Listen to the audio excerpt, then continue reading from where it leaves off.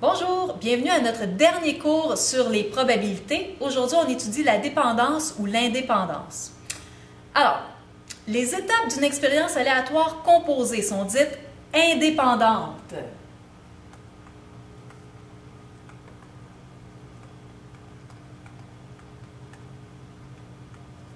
Oui, donc elles sont indépendantes si les résultats d'une étape n'influencent pas ceux des autres étapes.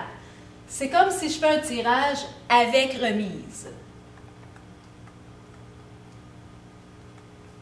Autrement dit, par exemple, si je lance 2 dés, si je lance mon dé une première fois, j'ai 6 résultats possibles. Si je lance mon dé une deuxième fois, j'ai encore les mêmes résultats possibles. Ça, c'est un exemple. Un autre exemple, ce serait si je tire une carte dans un jeu de cartes, j'ai une chance sur 52 d'avoir une carte précise. Si je la remets dans le paquet de cartes, j'ai autant de chances de repiger la même carte par après. Donc, si je remets dans le paquet, à ce moment-là, c'est indépendant. Les deux tirages n'auront pas d'influence un sur l'autre. Les étapes d'une expérience aléatoire composée sont dites dépendantes.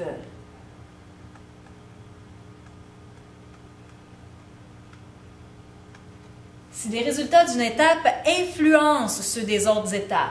Donc là, ce serait sans remise.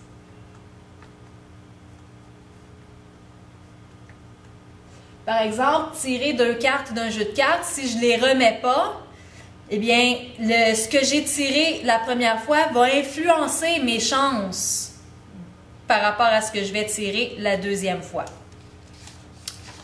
On va regarder des exemples avec ça. Le plus facile, c'est de les faire avec des arbres de probabilité.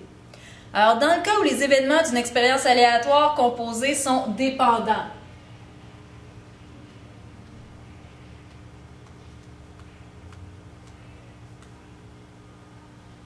alors, il faut calculer les probabilités des événements d'une étape en tenant compte de la nouvelle situation qui découle de l'étape précédente.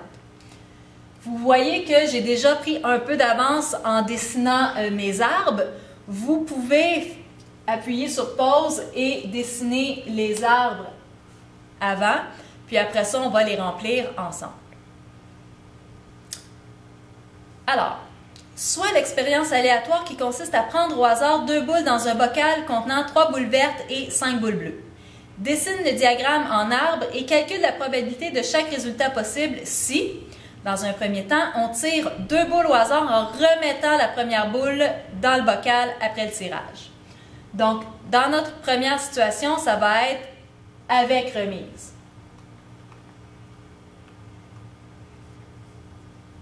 Ouais.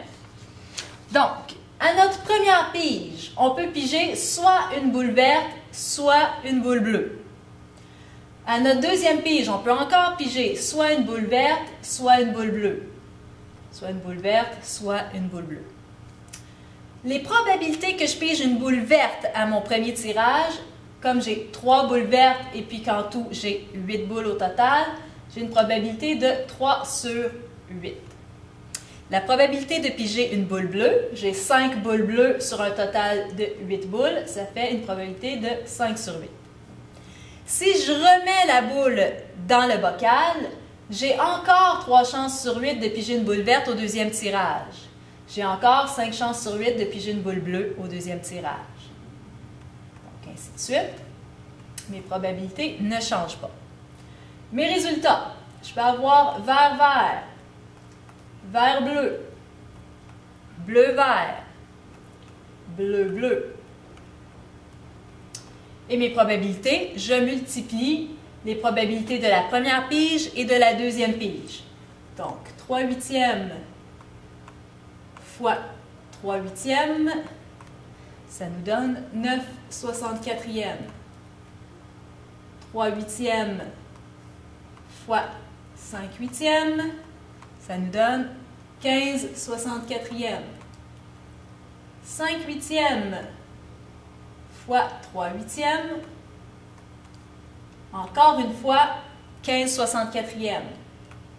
Et finalement, 5 huitièmes fois 5 huitièmes, ça nous donne 25 64e.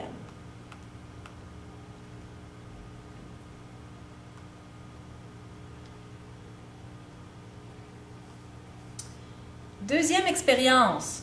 On tire encore une fois 2 boules au hasard, mais cette fois-ci sans les remettre dans le bocal. Donc j'ai encore le choix entre vert bleu pour la première pige et vert bleu pour la deuxième pige. À la première pige, ma probabilité de piger une boule verte, c'est 3/8, comme tantôt. Ma probabilité de piger une boule bleue, c'est 5/8, comme tantôt. Là où ça va changer, c'est pour la deuxième pige. Si j'ai pigé une boule verte, il me reste présentement 2 boules vertes. Donc ma chance de piger une deuxième boule verte, j'ai 2 boules vertes et mon total a changé aussi. J'ai plus 8 boules au total, maintenant je suis rendue avec 7 boules au total. Donc ma probabilité est maintenant de 2/7. La probabilité de piger une bille bleue, la deuxième pige, si j'ai pigé une bille verte avant, j'ai autant de billes bleues que j'avais. J'ai encore 5 billes bleues. Mais mon total est maintenant de 7 billes. Si j'ai pigé une bille bleue au premier tirage, ma probabilité de piger une bille verte, j'ai encore toutes mes billes vertes, mais mon total est maintenant de 7. Piger une bille bleue, si j'ai déjà pigé une bille bleue, il m'en reste 4 sur un total de 7. Alors, nos résultats vont être les mêmes qu'avant. C'est les probabilités qui vont changer. Donc, vert vert, vert bleu, bleu vert et bleu bleu. Et on continue les probabilités comme avant. On multiplie la probabilité de la première pige avec la deuxième pige.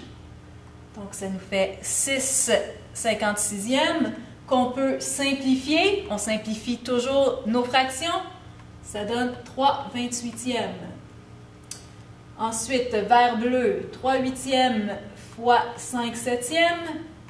Ça nous donne 15/56e. Bleu vert, 5/8e fois 3/7e. Encore une fois, 15/56e. Et finalement, 5/8e fois 4/7e. Ça donne 20/56e. On n'oublie pas de simplifier. Ça nous donne 5/14e. Alors voilà, vous terminez de remplir ça. Et ensuite, à toi de jouer, vous faites les exercices de la page 24.